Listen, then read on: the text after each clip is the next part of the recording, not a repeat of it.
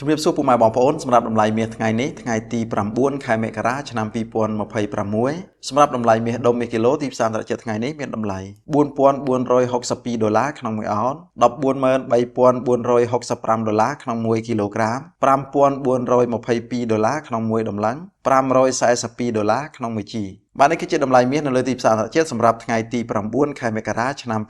2026បាទអរគុណច្រើនចំពោះការទស្សនាវីដេអូមួយនេះជួបគ្នានៅវីដេអូក្រោយបន្តទៀត